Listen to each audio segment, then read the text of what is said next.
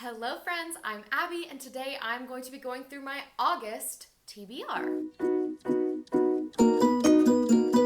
So August is a little bit unplanned for me and for good reason because I'm going back to work, my school year is starting, and for that reason I just don't have a ton of set in stone books. In addition to going back to work, there's also the 1000 Doors Readathon, the 3-day weekend edition that's happening at the end of August.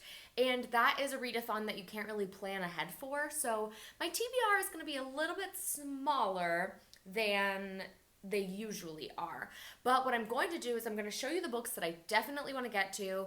I'm going to pull a couple that maybe during the readathon, if the prompts match up, that I would love to read, and we'll just kind of see how the month goes. I don't actually know how many books I'm going to get to this month, so it was hard to choose, but I will start with the buzzwordathon because the word for the buzzwordathon this month is time of day. So I picked up all of the books that had a time of day in the title, and I'm going to go through those now. The first two that I would love to get through are God's Grave and Dark Dawn, and these are the second and third books in the Nevernight trilogy. So I'm hoping to finish this trilogy out this month. God's Grave doesn't have a time of day in the title, but it is part of the Nevernight, so it has night in it. And then obviously the third one is called Dark Dawn, which has dawn in it. I'm not going to tell you what these are about because they will be spoilers, but I will tell you about what Nevernight is about. So Nevernight is a book, a fantasy, adult, young adult, new adult, fantasy about Mia Corvair, and she is training to be an assassin so she can avenge the deaths of her family. And this book, the first book, takes place almost completely at this assassin school where she is training to become an assassin, hoping to graduate or ascend from the school and become an official assassin. And this was just a very interesting writing style. This book has a lot of footnotes. That's kind of its thing, but I actually really enjoyed it. I gave it 4 stars, and I've been waiting anxiously to get along to the next book in the series. So this will be the perfect month. I can get to God's Grave and Dark Dawn and complete this trilogy so that I can mark it off of my list. But I also love the way these covers all look together. Look at that. Absolutely beautiful.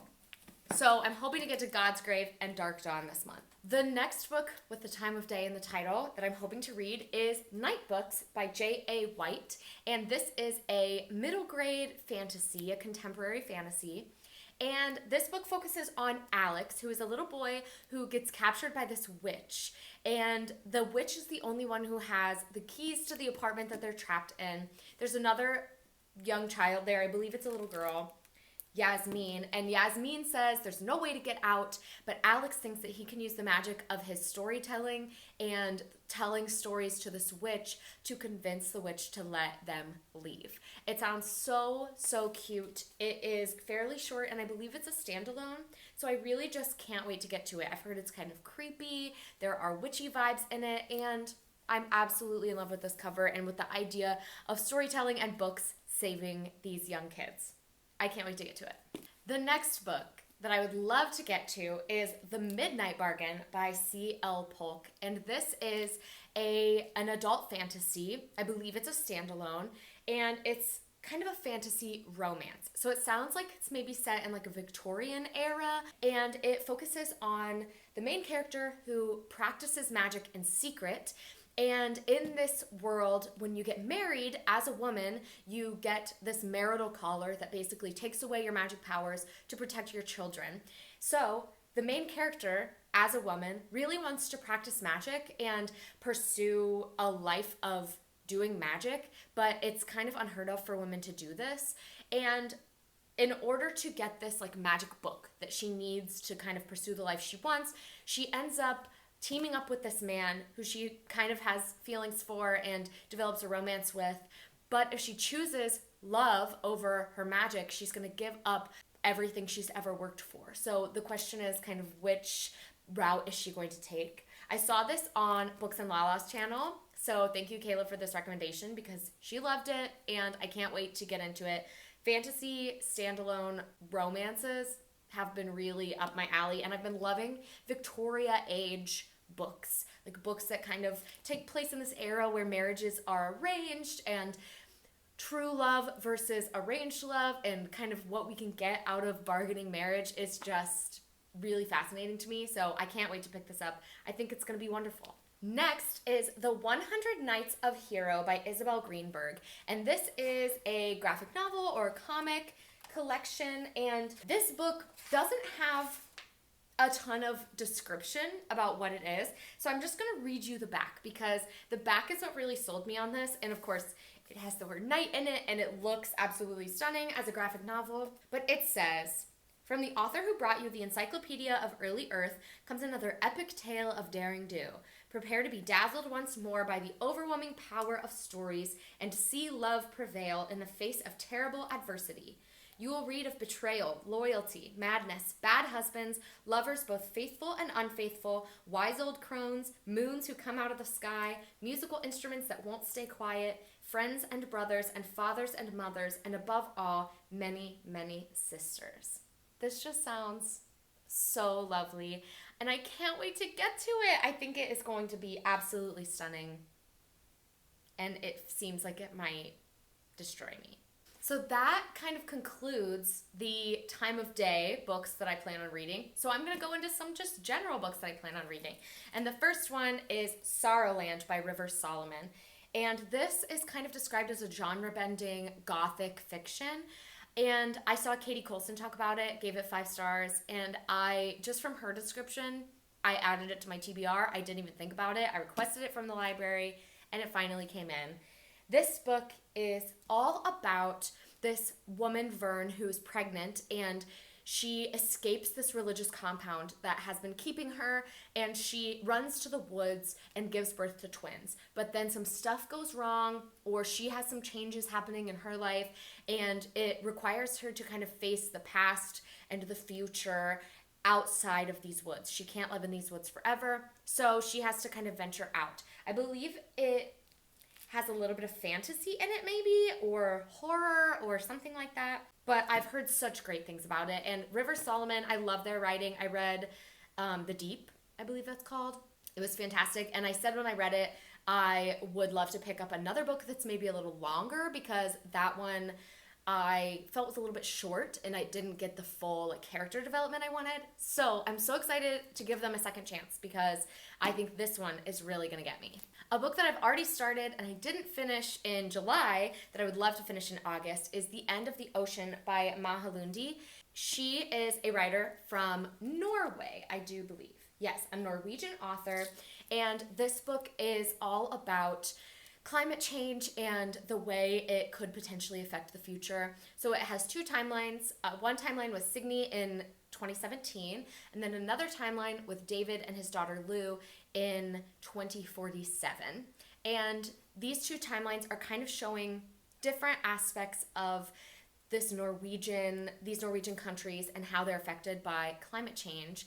So in the 2017 timeline, we have Signy, and she is an older woman who is trying to enact great change and has this big plan for how to kind of help environmental factors move towards the betterment of the world. And then we see David and Lou in 2047, when the oceans have risen and there are droughts. It is just kind of, we're seeing climate change come into effect and how it affects future generations.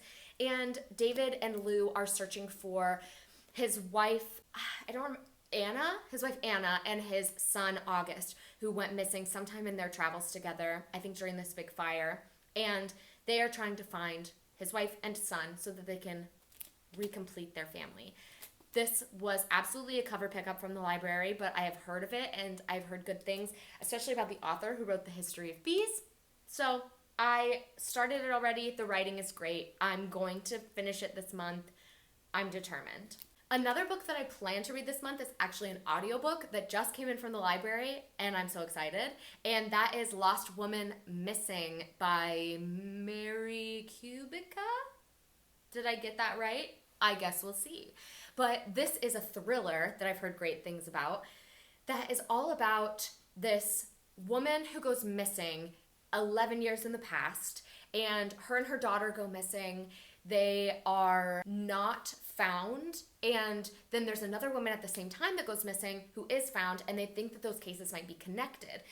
Then 11 years later, the daughter shows up, and they are kind of like reopening the case and figuring out what maybe happened to them. And I'm just so excited. Gabby Reeds talked so highly of this, said it was one of her favorite books so far this year. I think it's going to be great. And then I have just a couple books that I would love to get to. And maybe if they match up with the 1,000 Doors Readathon, I will pick them up. One of those is Legendborn by Tracy Deonn. Everybody has talked about this book. I don't think that I will be able to tell you anything you haven't heard already. But this book is all about Bree, who, after her mother dies, she goes to this kind of college camp type thing, and she is enrolled there. And in her studies there, she encounters demons and questions kind of what's real and what's not, questions magic. And this is an Arthurian legend retelling. So I think that there is like a little bit of a romance in here. There's a teenage mage who calls himself Merlin and tries to like wipe Bree's memory, and it doesn't work. It just sounds amazing. This is one of BookTube's darlings right now, so I definitely want to pick this up. And kind of along that same vein, there is Half Sick of Shadows by Laura Sebastian, which is another Arthurian legend retelling, but this focuses on the Lady of Shalott. What's her name? I want to say Elaine. So Elaine, this focuses on her, who in the traditional legend is kind of locked in this tower and like has premonitions, but people don't necessarily believe her. And this is her story and kind of what it's like to be isolated and to live in this tower and have these premonitions, something like that. I can't wait to read it. I would also love to pick up Miracle Creek by Angie Kim. This is more of like a crime thriller or a crime drama it's described as a literary courtroom thriller, actually. And it's about an immigrant family who the mother is accused of killing her son who has autism. So I've heard great things. This is kind of another one that's talked about a lot, or it was when I first started BookTube. I picked it up from Book of the Month, and I haven't gotten to it. I would love to get to it because not only is the cover stunning, the story sounds great as well. And last but not least, maybe potentially this month, I would love to pick up the next Wicked Villains book, A Worthy Opponent by Katie Robert. And this story follows Tinkerbell and Hook as they kind of team up to defeat Tinkerbell's previous enemies. And I believe that they get like married, a marriage of convenience or something like that. And this is erotica, so it should be extra steamy. I plan to read this with my friend Mackenzie, so I can't wait to read it. Hopefully we'll read it sometime this month. Like I said, my TBR might change throughout the month because I'm not sure what I'm going to feel like reading. I'm kind of leaving it up to how I'm feeling and how much time I have. I don't know if I'm going to have time to read. And when the 1,000 Doors Readathon comes up, I might have to pick something that's not anything I just mentioned to meet a prompt. So I guess we'll wait and see what happens there. But that is going to be all for me today, friends. Thank you so much for watching. Please like, comment, subscribe, share this video with anyone you think would enjoy it, and I'll see you next time. Bye, friends!